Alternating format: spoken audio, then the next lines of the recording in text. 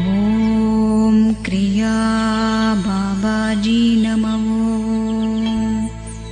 ஓம் கிரியா பாபாஜி நமோ. தாமரை பாதங்கள் போற்றி, யோகத்தின் குருவே போற்றி, தீபத்தின் சுடரே போற்றி, அனைத்தும் உமக்கே சமர்ப்பணம் போற்றி. அனைவருக்கும் வணக்கம். இப்போ பாருங்கள், ரொம்ப அருமையான ஒரு காணொளி இது. கடைசி வரை பாருங்கள், பயன்படுத்திக்கங்க. எல்லாருக்கும் உரியது இது. இந்த கிழங்குக்கு பேர் முடவாட்டுக்கால் அப்படின்னு பேர். முடவாட்டுக்கால் அப்படின்னு சொல்லி சித்தர்கள் நூலில் போடப்பட்டிருக்கு. கொல்லிமலை வாகனத்தில் கூட படிக்கலாம் நீங்கள். ஏன் முடவாட்டுக்கால் அப்படின்னு வந்துச்சுன்னா, முடவாட்டுக்கால்னால் செம்மறியாட்டுக்கால்னு அர்த்தம். ஆனால் இது வந்து மருவி வந்த பேர். மூட ஆட்டுக்கால்னு பேர் இதுக்கு. மூட ஆட்டுக்கால்னால் செம்மறி ஆடு ஒன்று தவுச்சுன்னா எல்லாம் அது பின்னாடியே தவ்வும். அது எதுக்கு தவுதுன்னு யோசிக்காது. ஒரு செம்மறி ஆடு ஒரு பாதையில் போனால் எல்லாமே அதுக்கு பின்னாடியே போயிடும். அந்த மூடத்தனமான அறிவுள்ள செம்மறி ஆடுனுடைய கால் அப்படின்றத விளையாட்டாக மூட வாட்டுக்கால்னு சொன்னாங்க. அது நமக்கு நாளடைவில் முடவாட்டுக்கால்னு ஆயிடுச்சு. இது வந்து கொல்லிமலையில் அறப்பள்ளீஸ்வரர் கோயிலில் தான், அந்த மலையில் தான் கிடைக்கிது. நிறைய கிடைக்கும். நாங்கள் போயிருந்தோம், அங்கே வாங்கிட்டு வந்தோம். இங்கே பாருங்கள், இதில் வந்து அந்த செம்மறியாட்டு கால் முடி மாதிரியே இருக்கும். இங்கே பாருங்கள், ரொம்ப அருமையாக இருக்கும் பார்க்குறதுக்கு. இது வந்து ஒட்டுண்ணி தாவரம். ஒட்டுண்ணி தாவரம்னா இது வந்து இந்த பாருங்கள் முடி அப்படியே செம்மறியாட்டு முடி மாதிரியே இருக்கும். இது பூரா இது வந்து ஒரு 20 கிலோ வாங்கிட்டு வந்திருக்கிறோம். இது வந்து இதனால் 2 மருந்துகள் பண்ணலாம். ஒன்று ஒரு தைலம், அதாவது முழங்கால் வலி, இடுப்பு வலி, ஜாயின் பெயின், அதுக்கு வந்து ஒரு தைலம் பண்ணலாம். ரொம்ப அருமையான தைலம் அது. இரண்டாவதாக இதை வந்து உள்ளே இன்டேக் பண்ணக்கூடிய அளவுக்கு ஒரு 6 மருந்துகள் சேர்த்து இதை ஒரு பவுடராகவும் பண்ணலாம். இந்த 2மே பண்ணுறதுக்கு தான் அதை வாங்கிட்டு வந்திருக்கிறோம். இதுக்கு வந்து சேர்க்கக்கூடிய மருந்துகள் என்ன என்ன அளவில் சேர்க்கணும் அப்படின்னு பார்க்கலாம். அதுக்கு முன்னாடி இந்த முடவாட்டுக்கால் இதை வந்து இந்த மேலே உள்ள முடி, இந்த முடியை பூரா சுத்தம் பண்ணணும். இதை ஒரு கத்தி வச்சு சுரண்டுனா போதும், வேறு ஒன்றும் தேவையில்லை. ஒரு கத்தி வச்சு பொறுமையாக உட்காந்து சுரண்டணும். இது வந்து மரங்களுக்கு இடையில் 2 கேப் இருந்தால் அந்த கேப்பில் வந்து வளரும். ஒரு கிழங்கை வந்து மரங்களுக்கு இடையில் நறுக்கின ஊனி அமுக்கி வச்சோம்னா அது அப்படியே வளர்ந்து ஒரு இலையோடு வரும். இது நிறைய கிடைக்குது, அதனால் நம்ம அதை பயிர் பண்ணணுன்றது இல்லை. அங்கே 2வது மலைகளில் விளையக்கூடிய மூலிகை மாதிரி நம்ம தரையில் அந்த அளவுக்கு ஆற்றல் இருக்காது. அதனால் இதை வாங்கிட்டு வந்திருக்கிறோம். அடுத்ததாக இதை என்ன பண்ணலாம், இதை எப்படி சுத்தம் பண்ண பின்னாடி இது எப்படி இருக்குது, அது அடுத்து சுத்தம் பண்ண பின்னாடி இதை என்ன பண்ணலான்றதை தொடர்ந்து பார்ப்போம். இங்கே பாருங்கள், இந்த முடவாட்டுக்காலை இப்போ சுத்தம் பண்ணுறோம். பாருங்கள், பஞ்சு பஞ்சாக வரும் முடி. அதாவது நீங்கள் வலைத்தளத்தில் பார்த்தா தெரியும், இந்த வெளிநாடுகளில் வந்து செம்மறி ஆடை, பெரிய மலை ஆடு செம்மறி ஆடுகளை அந்த போர்வைக்காக அந்த கம்பளியை சுத்தப்படுத்துவாங்க, அந்த முடியை. அந்த மாதிரி இங்கே பாருங்கள், இதில் எத்தனை முடி இருக்குது இங்கே பாருங்கள். இப்படி சுத்தப்படுத்தும் போது எப்படி வருது பாருங்கள், அந்த முடி அப்படியே வரும். இந்த மாதிரி இருக்கும். இங்கே பாருங்கள், அப்படியே பஞ்சு பஞ்சாக முடி இருக்கும். பூரா செம்மறி ஆட்டுக்கால் முடி மாதிரியே இருக்கும். இந்த மாதிரி இதில் முடியை பூரா சுத்தப்படுத்தணும். ஒரு முடி இல்லாமல் சுத்தப்படுத்தணும். வேலையே இதில் இதுதான். இதில் கையில் கிழிச்சிக்கிறக்கூடாது, கத்தியை வச்சு பொறுமையாக அந்த வேலையை செய்யணும். அந்த மாதிரி நல்லா சுத்தமாக ஒரு முடி இல்லாமல் சுத்தப்படுத்தணும். அதை சுத்தப்படுத்தி இப்படி எடுக்கணும். இந்த பாருங்கள், இதுதான் கிழங்கு.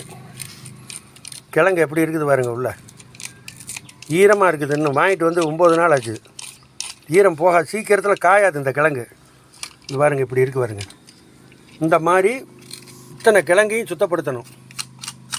இந்த கிழங்கை பூரா சுத்தப்படுத்தி க்ளீன் பண்ணிவிட்டு அதுக்கப்புறம் இதை என்ன பண்ணலாம், 2 விதமான மருந்துகள் பண்ண போகிறோம். முழுவதுமாக பாருங்கள் வீடியோவை. ரொம்ப பயனுள்ள ஒரு மருந்து இது. இன்றைக்கி எல்லாருக்கும் தேவைப்படக்கூடியதும் கூட. அதனால் இதில் வந்து சோம்பல் இருக்கக்கூடாது. அரைகுறையாக சுத்தப்படுத்துறது, அது மாதிரி இந்த வீணாக போன கிழங்குகள்னு இதில் நிறைய இருக்கும். இந்த பாருங்க இப்படி வந்து இதுக்கு பேர் மரக்கரைன்னு பேர். மரக்கரைன்னு சொல்லுவாங்க. மரக்கரைனா அந்த மரத்தோட அந்த தன்மை வந்து இதில் வந்து சேர்ந்துருக்கும். இந்த பாருங்க அப்படியே இத்து போன மாதிரி இருக்கும் இந்த கிழங்கு. அதெல்லாம் சீவிரணும், எடுத்துடணும். அந்த மாதிரி கிழங்குகளில் அந்த மரக்காரையை எடுத்துகிட்டு இங்கே பாருங்கள், இதில் நல்லா தெரியும் பாருங்கள் மரக்காரை. இந்த பக்கம் பார்த்தா கிழங்கு மாதிரி தெரியும், இந்த பக்கம் இந்த மரக்காரைன்றது இருக்கும். இதை பூராத்தையும் எடுத்துகிட்டு கிழங்கு இந்த மாதிரி சுத்தமாக க்ளீன் பண்ணணும். கொஞ்சம் பொறுமையாக செய்ய வேண்டிய வேலை. க்ளீன் பண்ணி முடித்த பின்னாடி காட்டுறேன். அதுக்கப்புறம் என்ன செய்யலாம் இதை அப்படின்றத பற்றி பார்க்கலாம். இப்போ பாருங்கள், இந்த முடவாட்டுக்கால் கிழங்கு நமக்கு தேவையான அளவு எடுத்து சுத்தப்படுத்தியிருக்கோம். ஒரு இயற்கையோட அதிசயத்தை பாருங்கள். புராணங்களில் சொல்லப்பட்டிருக்கு, இந்த கிழங்குக்கு மச்சகேந்திரம் அப்படின்னு ஒரு பேர் இருக்குது அப்படின்னு. முன்னொரு காலத்தில் ஒரு ஆற்றில் ஒரு யோகி வந்து குளிச்சுட்டு சூரியனை பார்த்து நித்திய கர்மங்கள் மந்திர ஜபம் செய்யும்போது விளையாட்டாக ஒரு தேவதை தண்ணிக்கு உள்ளே போய் அவர் காலை பிடிச்சி இழுத்து விளையாடுறாங்க. அதனால் அவர் கோபமுற்று ஒரு சாபம் கொடுக்குறாங்க. நீ அடுத்த பிறவியில் ஒரு பெண்ணாக பிறந்து உன் மீது மீன் வாடை அடிக்க கிடவுதுன்னு. அதன்படி அவள் மச்சகந்தி அப்படின்னு ஒரு பெண்ணாக பிறந்து அவள் உடம்புல வந்து எந்த நேரமும் மீன் கருவாடு வாசனை அடிச்சிருக்குது. அதனால் யாருமே திருமணம் பண்ணாமல் இருந்தபோது அவளை வந்து ஒரு மகரிஷி அந்த வாசனையை மாற்றி அவளுக்கு திருப்பி நல்வாழ்வு கொடுத்தாள் அப்படின்னு சொல்லி புராணங்களில் இருக்குது. அந்த திருப்பி அவளுக்கு பரிமளகந்தின்னு பேர் வந்துச்சான். அந்த மச்சகந்தியாக இருந்தபோது அவள் வேர்வை சிந்தி, அந்த வேர்வை பூமியில் சிந்திய இடங்களில் ஒரு செடி தோன்றி கொடியாகி அது மரங்களுக்கு இடையில் வளர்ந்ததும்பாங்க. அதான் இந்த கிழங்கு, இதுக்கு பேர் வச்சுருக்காங்க. இந்த மாதிரி ஒரு கற்பனை கதை தான், இருந்தாலும் அதனுடைய தன்மையை நம்ம பார்க்க முடியுது. எப்படின்னா இங்கே பாருங்க, மீன் மாதிரியே இருக்குது பாருங்கள் அந்த கிழங்கு. எல்லா கிழங்கையும் நான் பார்க்குறேன். ஒரு 50 கிழங்குல ஒரு 40 கிழங்கு அப்படியே இருக்குது. இந்த பாருங்க, மீன் மாதிரியே அந்த அமைப்பு பார்த்திங்கன்னா மீன் மாதிரியே இருக்குது பாருங்கள். அப்படியே மீனை சுத்தப்படுத்தினா எப்படி இருக்குமோ அந்த மாதிரியே இருக்குது. இந்த வால், அந்த மீனுடைய துடுப்பு, அந்த இது எல்லாமே ஒவ்வொரு கிழங்குலையும் இந்த பாருங்க, இதெல்லாம் அப்படியே நேரடியாக அப்படியே இருக்குது பார்க்குறதுக்கு மீன் மாதிரியே. இந்த பெரிய மீன் மாதிரி இருக்குது பாருங்க அப்படியே. இப்போ இந்த அருமையான ஒரு அமைப்பை பார்த்தோம் நம்ம. இது வந்து இந்த மாதிரி முத்திய கிழங்குகள். இன்னும் சொல்லப்போனால் இந்த வடிவமைப்பு உரிய கிழங்குகள் தான் நம்ம எடுக்கணும். இளங்கிழங்குகள் பூரா கொடியாக இருக்கும், சும்மா கொடியாக இருக்கும். அது வந்து நமக்கு அந்த மருந்துக்கு சரியான ஒரு விளைச்சல் இல்லாததாக இருக்கும். இந்த பாருங்க, இந்த மாதிரி இருக்கும், வெறும் கொடியாக. இது வந்து எந்த அமைப்பும் இல்லை, சும்மா வெறும் கொடி மாதிரி இருக்குது. இது வந்து ரொம்ப கொஞ்சம் பிஞ்சான கிழங்கு. அந்த மாதிரி இருக்கிற கிழங்குகளை நீக்கி கொஞ்சம் நல்ல கிழங்குகளாக எடுத்து சுத்தப்படுத்தணும். இப்போ சுத்தப்படுத்தி இருக்கிறான். இனி அதுக்கடுத்து இதை 2 விதமான மருந்துகளுக்கு பயன்படுத்தலாம். முதல்ல ஒரு விதமான மருந்துகளுக்கு நமக்கு தேவையான அந்த கிழங்குகளெல்லாம் இப்போ நம்ம சுத்தப்படுத்தி வச்சுருக்கிறோம். இனி இதை அடுத்து எடுத்துகிட்டு போய் என்ன பண்ணணும் அப்படின்றத நம்ம இன்னி பொறுமையாக பார்க்கலாம். இப்போ பாருங்கள், முதல்ல அந்த முடவாட்டுக்கால் கிழங்கு எடுத்து அதில் உள்ள ரோமங்களை பூரா சீவி எடுத்துட்டான். ஒரு ரோமம் இல்லாமல் எடுத்தாச்சு. அதுக்கப்புறமா கிழங்கை நல்லா கழுவணும். தண்ணியில் நல்லா கழுவி இந்த மாதிரி துண்டமாக நறுக்கி வைக்கணும். அந்த கிழங்கை இந்த மாதிரி சின்ன சின்ன பீஸாக பாருங்கள், இப்படி வந்து சின்ன சின்ன பீஸாக இந்த கிழங்கை நறுக்கிடணும். இந்த மாதிரி நல்லா சுத்தம் பண்ண கிழங்கை இந்த மாதிரி பீஸாக நறுக்கிடணும். இந்த பீஸாக நறுக்கினதை இப்போ உரலில் போட்டு இடித்து இதை வந்து சக்கையாக எடுக்கணும். இதுதான் அதுக்கு அடுத்த ப்ராசஸ்ஸு. இது ரொம்ப அருமையான ஒரு வேலை இது. இப்போ வந்து நம்ம இதை சுத்தமாக நறுக்கிட்டோம். கொஞ்சம் கிழங்கு வச்சுருக்கிறேன், இதை பூரா நறுக்கி எடுத்துருக்கோம். இந்த நறுக்கி எடுத்ததை இப்போ வந்து இரும்பு உரலில் போட்டு இடிக்க போகிறோம். இடித்து அதை வந்து எடுத்து அதுக்கப்புறம் என்ன பண்ணலாம் அப்படின்றத நான் சொல்கிறேன். ஒவ்வொரு ஸ்டெப்பாக பார்த்துக்கிட்டு வாங்க. நல்ல அருமையான மருந்து. இப்போ முதல்ல இதை கொண்டு போய் இடிப்போம். இந்த கிழங்கு அறுக்கிறதுக்கு இந்த மாதிரி ஒரு ரம்பம் விற்கிறாங்க ஆன்லைனில். இது வாங்கினோம்னா ரொம்ப ஈஸியாக இருக்கும் கிழங்கு நறுக்கிறதுக்கு. ஈஸியாக ஒரு 50 கிழங்கு ஒரு 10-15 நிமிஷம் நறுக்கிடலாம். வேணும்னா வாங்கி வச்சுக்கோங்க. கத்தியை விட ரொம்ப ஈஸியாக இருக்குது. இப்போ இதை கொண்டு போய் இரும்பு உரலில் இடித்து அதுக்கப்புறம் என்ன பண்ணலான்றதை நான் சொல்கிறேன். இப்போ நம்ம அடுத்த ஸ்டெப்புக்கு போகிறோம்.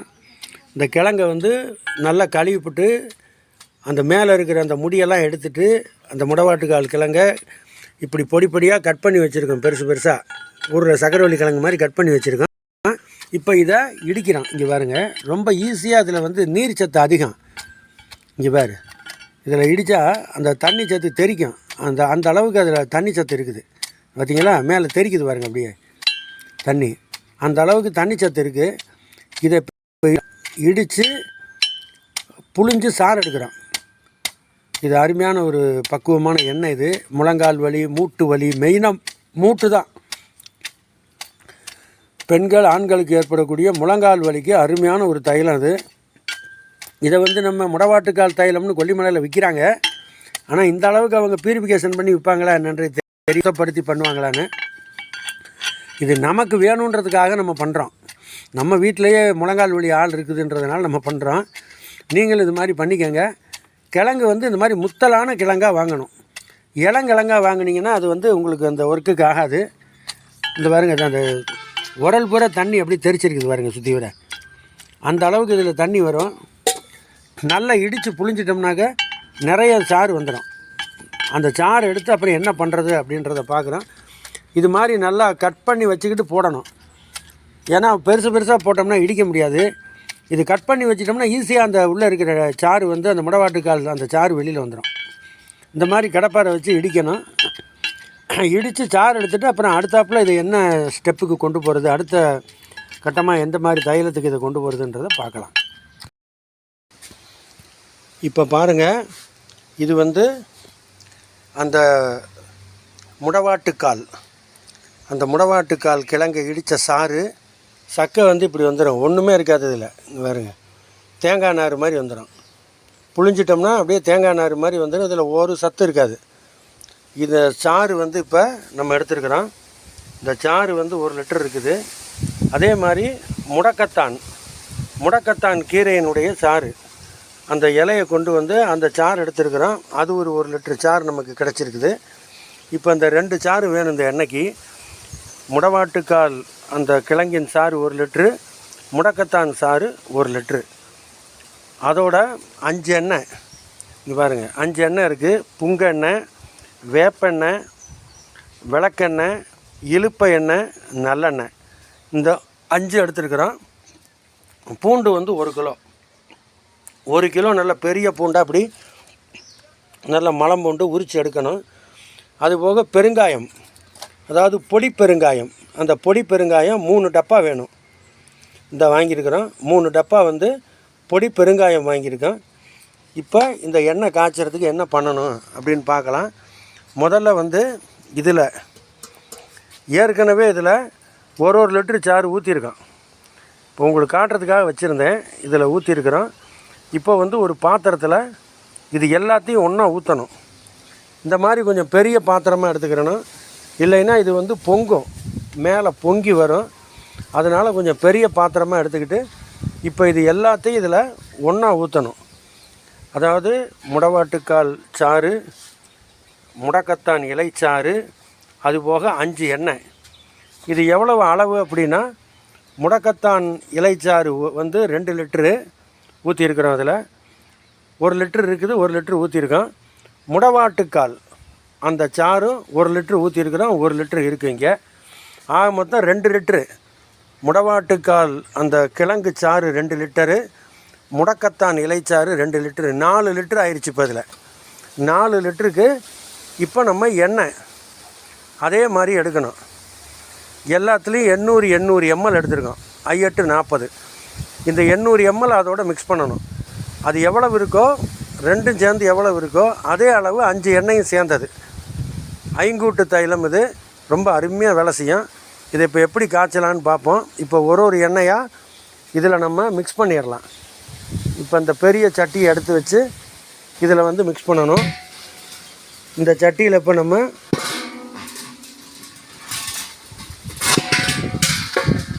இது எல்லாத்தையும் இந்த சட்டியில் ஊற்றணும். இது வந்து ஏற்கனவே நம்ம கலந்து வச்சது. முதல்ல அதை ஊற்றிக்கிடுவோம் சட்டியில்.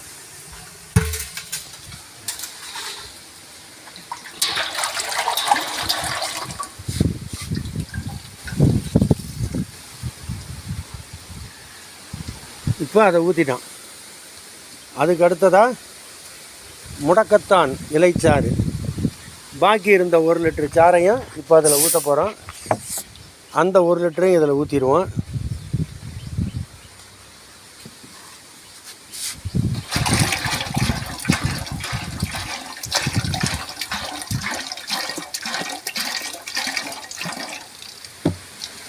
அந்த சாறு அதோட கலந்துட்டோம்.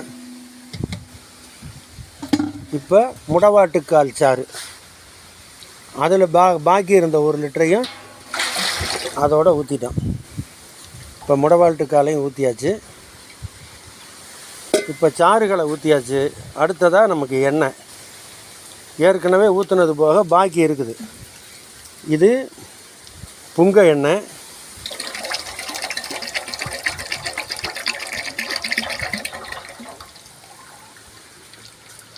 இது வந்து இப்போ 800 ml கலந்துருக்கோம். முதல்ல 400 ml கலந்துருந்தேன். அப்புறம் இப்போ அடுத்த 400 ml கலந்துருக்குறோம். அடுத்தது சுத்தமாக வேப்பெண்ணெய், கருப்பட்டி போட்டு காய்ச்சின நல்ல தூய்மையான வேப்பெண்ணெய், அது 400 ml.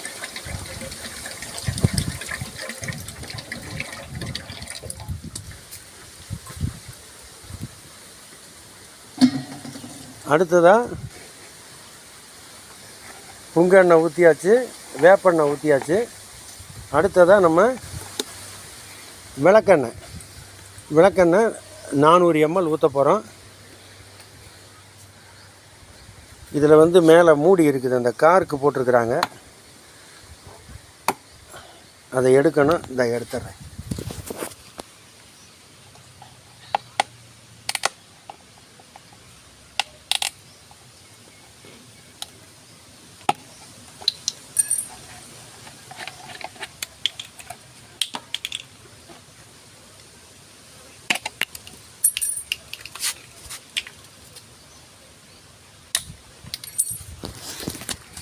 இப்போ வந்து இதில் எல்லாத்துலேயுமே காருக்கு இருந்துச்சு, எடுத்தாச்சு. இது வந்து விளக்கெண்ணெய், அது வந்து 400 ml. 800 ml மொத்தம். இப்போ 400 ml ஊற்றுனதால இதில் இருந்த பேலன்ஸ் 400 ml ஊற்றுறோம்.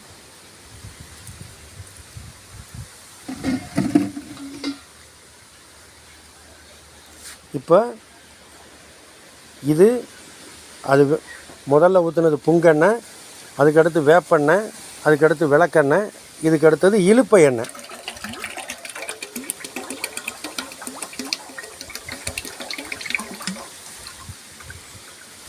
கொஞ்சம் ஏன் நான் இவ்வளோ தெளிவாக உங்களுக்கு கொடுக்குறோம்னா, நீங்கள் காய்ச்சும் போது சந்தேகம் இல்லாமல் காய்ச்சணுன்றதுக்கு தான் இவ்வளோ தெளிவாக நான் கொஞ்சம் பொறுமையாக சொல்கிறேன்.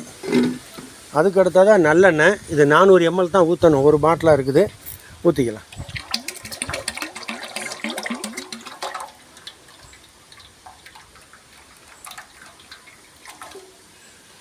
400 ml ஊற்றியாச்சு. இப்போ 5 எண்ணெயும் ஒன்றா மிக்ஸ் பண்ணிட்டோம். இதில் வந்து 2 லிட்ரு முடவாட்டுக்கால் சாறு, 2 லிட்ரு முடக்கத்தான் சாறு, 5 எண்ணெயும் சேர்ந்து 2 லிட்ரு இப்போ இப்படி ஊற்றி வச்சுருக்குது. இனி வந்து இதை அடுப்பில் வைக்கலாம். அதுக்கு முன்னாடி நம்ம இந்த வெள்ளைப்பூண்டை அரைக்கணும். இந்த மாதிரி உரித்ததை நல்லா மிக்சியில் அரைச்சி விழுது மாதிரி எடுத்துக்கிறணும். இந்த விழுது மாதிரி எடுத்துக்கிட்டு அதுக்கப்புறம் இதை எப்படி காய்ச்சலான்றதை நான் சொல்கிறேன்.